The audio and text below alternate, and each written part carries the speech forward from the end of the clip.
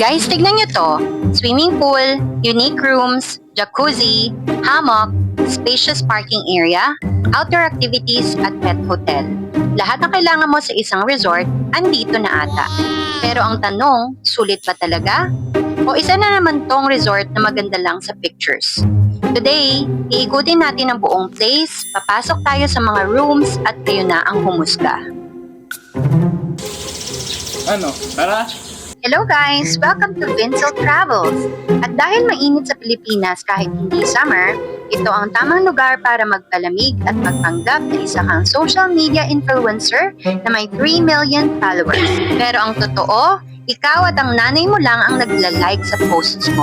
Masasabi kong perfect naman to para sa family outing, barkada getaway, team building, staycation o kahit sa mga taong gusto lang mag-disappear muna sa group chat. Tara, samahan nyo kaming i-explore itong hidden getaway na to. Baksa mo, Tara? Welcome to Floating Sanctuary na matatagpuan lang sa Santa Maria, Bulacan, 30 minutes away from Metro Manila.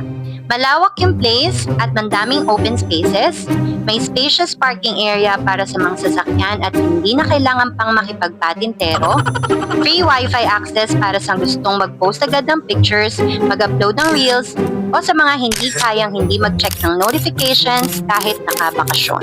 Mag-room tour muna tayo. Marami silang room options. Meron para sa couples, small families, barkada at malalaking grupo. Simulan natin sa leaf room. Perfect ito para sa small families o couples. Air-conditioned room, private comfort room, refrigerator at comfortable beds. Simple pero malinis at comfortable. Ito yung room pagpasok mo. Mapapasabi ka ng, pwede. Pero ito siguro ang isa sa pinaka-interesting nilang accommodation, the Triangle House. And honestly, ito ang isa sa mga pinaka-cozy. Sa loob makikita natin air-conditioned room, refrigerator, private comfort room, humidifier, jacuzzi, floating hammock, relaxing interiors. Yes, may humidifier pa para mas relaxing ang atmosphere. At syempre, may jacuzzi. Feeling mo talagang naka-check-in ka sa isang luxury retreat.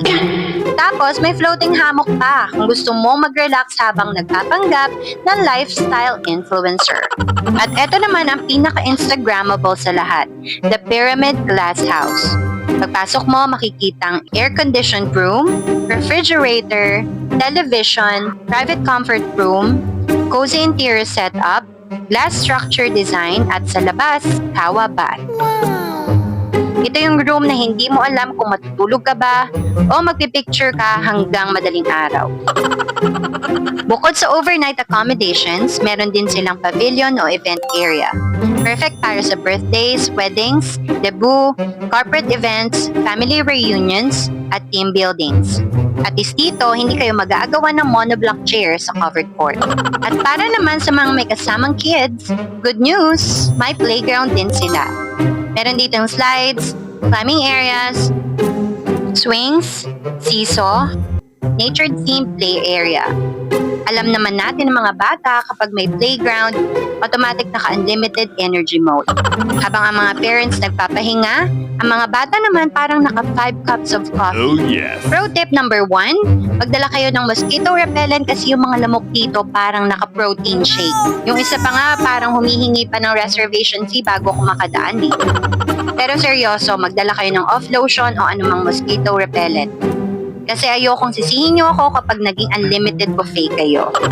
Nature resort kasi ito kaya expected talaga ang mga insektong nakatira rito bago pa man tayo dumating sa mundo. Kaya wag kayong Syempre hindi mawawala ang swimming pools. Meron silang 3 swimming pools na accessible sa lahat. Hindi nga lang pwedeng gamitin yung swimming pool sa may pavilion area pag may nag-rent doon. May giant slide pa dito. At para magkaroon kayo ng idea kung gaano siya ka-exciting, kahit yung 70-year-old mom namin, sinubukan talagang akyatin. Mas matapang pa sa amin eh. At ang nagustuhan ko dito, mainit yung tubig sa pool kahit sa gabi o umaga. Parang nasa hot spring resort ka. Meron ditong day tour, night tour, at overnight stays. Open ang pool hanggang 2 a.m. Kaya pwede kang mag-night swimming habang iniisip mo ang mga desisyon mo sa buhay. Meron din silang outdoor activities.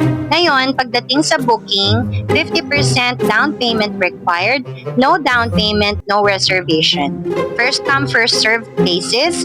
Kaya kapag nagustuhan nyo ang room, magpa-reserve na agad. Pag check-in naman, merong 2,000 security deposit. Refundable naman ito. Kapag wala kayong nasira at walang additional charges, ibabalik din ito sa inyo upon check-out. Kaya huwag nyong iuwi ang TV. Pwede kayong magdala ng sarili nyong food. May free use din ng griller. Magdala lang kayo ng uling at utensils. Meron din silang restaurant at mini store.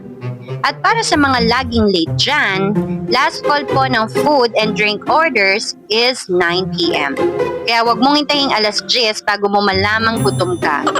Kasi by 10 p.m. nakalock na ang gate at hindi ka makakalabas para bumili ng pagkain.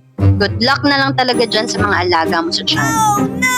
Kung magdadala naman kayo ng drinks, may corkage fees para sa beer, liquor, juices, soft drinks, at lechon. Yes, pati sa lechon may corkage. Kahit saan yata may bayad ang kaligayahan.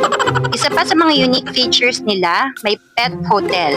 Yes, pwede mag-vacation ng mga fur babies. And honestly, feeling ko mas social pa yung room nila kaysa sa mga apartment ng iba. So after nating ikutin ang buong resort, tignan ng mga rooms, amenities at activities, kayo na ang humusga kung okay ba ito para sa inyo. Pero para sa akin, worth checking out naman ang floating sanctuary located sa 1438 Pasong Pasay Street, Halang San Vicente, Santa Maria, Bulacan. Makikita niyo sila sa Google Map or Waze. Contact them directly sa kanilang Facebook page. So yun lang guys, if you enjoyed this vlog, don't forget to like, subscribe, and share. Drop a comment below kung may recommended kayong place to visit. This is Vincil Travels reminding you that adventure is everywhere. Paalam and happy travels!